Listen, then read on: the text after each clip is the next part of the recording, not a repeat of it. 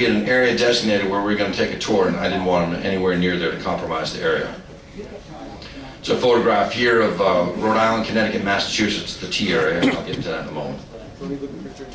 So I asked him if he was a member of the BFRO, a fanatical Bigfoot research group. Thank you. That ain't right. He said he was not a member. I had been harassed years before several times by members of this group who tried to play a hoax on me. I then offered Jason my for your eyes only location.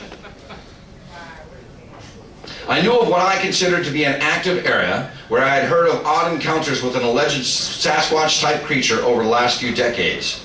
These were the roads south of the Douglas State Forest in Massachusetts, off of Route 16, leading into northeastern Connecticut, near the Tomsic, Connecticut area where I had investigated the tomato snatcher case. A woman equestrian, had a huge tomato garden and a barn. Some of you researchers know this. And basically something was going into her barn, killing chickens. It had to have had an opposable thumb to disconnect the latch, and she found huge footprints. She found hair remnants on her fence and half-eaten tomatoes. And when she went out riding several miles from her house, something she said was pacing alongside of it, and her horse was so frightened it nearly threw her, and the horse died a couple of weeks later due to heart failure. That's the case in a nutshell. Well, I alluded that the area had alleged encounters as recent as 2005. So I want to send them west. Stay away from the Hawk. Not until we do our expedition.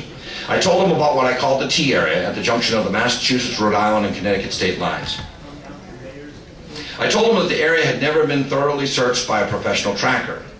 Jason then told me that he had signed up for my Hockomock Swamp tour on August 2nd. He mentioned names of my fellow acquaintances, so my tone changed. A friendly, I mumbled. Lorifus wanted to know where we were going on the tour. I had a defensive desire to keep our proposed expedition route confidential. I then threw him a bone instead of a stick. I mentioned some actual locations where a man-beast anthropoid had been reportedly encountered, whether by sight, sound, or smell. These areas were away from the expedition area, namely the Elm Street and Scotland portion of the swamp in Bridgewater and near Lake Nipponicket, just off of routes 495 and routes 104. So he asks where Bigfoot is. I tell him where there have been sightings historically over the past 60 years, and that's where the story picks up. Then, unexpectedly, on July 30th, I learned that Jason had found something on his expedition to the Hockomock Swamp. It's just a few days before my swamp tour. I telephoned him and got the details that at the time sounded a bit ambiguous. Essentially, he told me that he had pulled a plaster cast of a large footprint from a cornfield near Lake Nipponicket. I said, here's where you can find Bigfoot. He goes there and he pulls the cast. This was an area that I had told him about that had a history of Bigfoot encounters.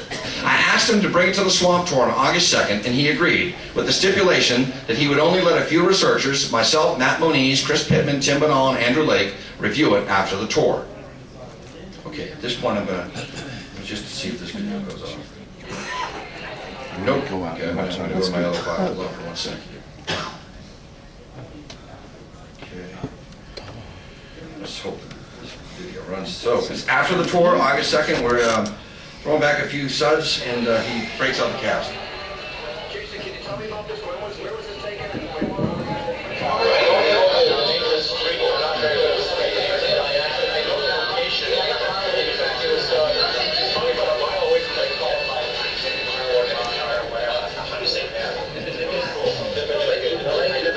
What's your first impression? My first impression, the first thing I thought was plump. Andrew, what do you think?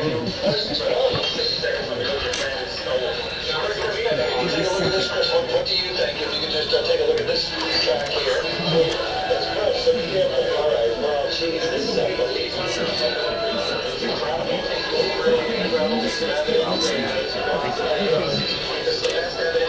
Let's turn it on behind him.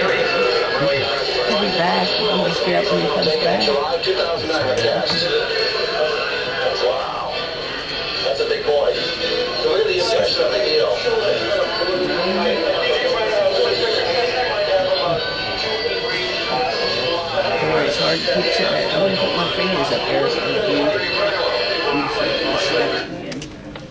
Okay, let me go back to the slide. So that's our first impression.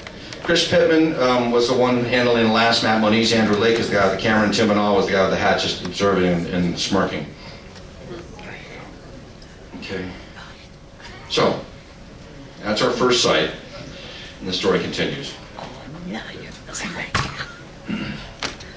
So we left the restaurant with Tim Banal, and we openly questioned the veracity of the entire event. We felt that there was no solid backstory behind it, the footprint was too perfect and shallow, and we pondered aloud whether it was a made-to-order hoax created especially for the tour, perhaps to impress some of the major Bigfoot researchers from the area, myself, Matt Moniz, and Chris Pittman, who would be accessible to him on the tour. And I don't mean that in a bragging sense, it's just that we've been in longer than most people in the area, or that I know of. Anyways, I told Tim Banal that the entire episode reeked of a hoax, and I referenced a case that I had uncovered in 1998 that was perpetuated by a former prominent Bigfoot researcher named Scott McNabb. McNabb had claimed that he was chased out of a riverbed area in Tennessee by a Sasquatch-type creature in 1997. Went on my head. He had sent me and other prominent Bigfoot researchers, I think Don as well, Don Keating, a plaster cast of a large footprint that was allegedly culled from the event area a few days later. At the time, I knew that I had seen that footprint before. I thoroughly checked my plaster cast collection of large footprints, and I noticed that it was nearly identical to a widely distributed plaster cast taken from the area where the infamous Patterson-Gimlin film was taken in Bluff Creek, California on October 20th, 1967. So he just was coughing up a regurgitated Patterson-Gimlin cast. I outed McNabb, and he soon dropped out of the public eye. One down for the sake of Bigfoot research. So I drew parallels between that case and this one. It smacked of a dupe. Later, I spoke with Chris Pittman, who also questioned the cast's authenticity, but chose not to do so on video in the restaurant, as he did not want to hurt Jason's feelings. Pittman felt that we all could be the victims of a deliberate hoax, and that we should all be careful not to hop on board with the "it's authentic" school until a further investigation was conducted. We, Tim Banal, Chris Pittman, and myself, decided not to say anything publicly about it, thinking that the entire episode would just go away. Veteran 25-plus-year Sasquatch tracker and researcher Don Keating of the Eastern Ohio Bigfoot Investigation Center also chimed in. He stated to me that, "John, this doesn't seem right, doesn't feel right," as he magnified the photograph of the footprint and meticulously analyzed the toes. Keating, as you know, has researched literally hundreds of these cases, and I trust his judgment. So, on August 14th, and I was just going to let it lie, I learned that Jason's encounter had hit the popular website, Lauren Coleman's Cryptomundo, and that it was now a national story. I saw the photographs of the footprint incident for the first time, and I must admit that I laughed out loud. It seemed too perfect, and I told my associates, Banal, Lake, Moniz, and Pittman, the same thing. Moniz, a proclaimed scientist, insisted that a scientific method of investigation should be applied before denunciation. I quickly came to the understanding that he was correct and decided to withhold further real or fake commentary until Moniz, who, like Lake, gives Lorifis a 100% credibility rating, an accomplished ghost and UFO investigator, had an opportunity, along with Andrew Lake, to go down to the area. I recognized the location from one of Jason's photographs, and I suggested to Lake, Moniz, and Lorifis that somebody should get down there and reconnoiter the area and present a case summary before the area is contaminated by every Joe on the internet who is into Bigfoot.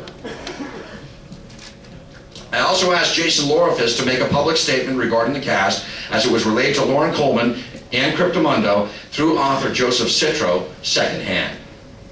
Later on the 14th, I emailed and telephoned Jason, insisting that he work with Moniz and Lake for a follow-up investigation to the event area and to provide a subsequent case summary to dispel his detractors.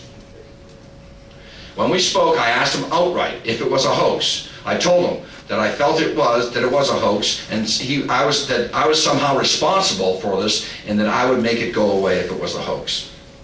I kind of feel like I led this guy along, and he wanted to impress people.